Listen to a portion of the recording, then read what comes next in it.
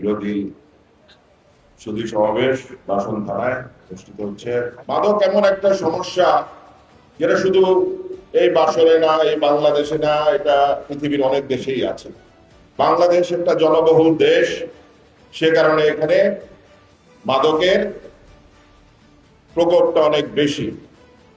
আরেকটা কথা আমি সকলকে মনে করিয়ে দিতে চাই, মাননীয় প্রধানমন্ত্রী সরকার গঠনের পর তিনি বলে দিয়েছেন যে মাদক এবং জুয়ার বিরুদ্ধে জিরো টলারেন্স।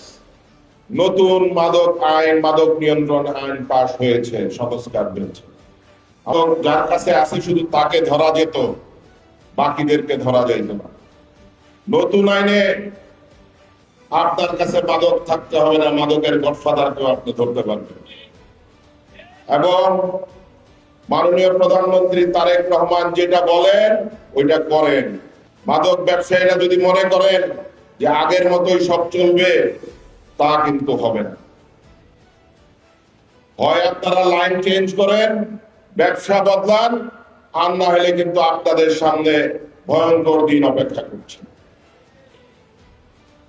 যারা চাঁদাবাজ আছে তাদের তালিকা করে দেন, তারপরে দেখেন আমরা ব্যবস্থা নেই কিনা। আপনারা যারা সাধারণ জনগণ আছেন, আপনাদেরকেও কিন্তু এই মাদকের বিরুদ্ধে, সন্ত্রাসের বিরুদ্ধে, চাঁদাবাজের বিরুদ্ধে শক্ত অবস্থান নিতে হবে। আমরা একটি নতুন বাংলাদেশের দিকে তাকিয়ে আছি এবং আমাদের মাননীয় প্রধানমন্ত্রী তারেক রহমান যে বাংলাদেশের স্বপ্ন দেখেছেন, এই স্বৈরাচার মুক্ত বাংলাদেশে আমাদের সকলকে ঐক্যবদ্ধ হইতে হবে।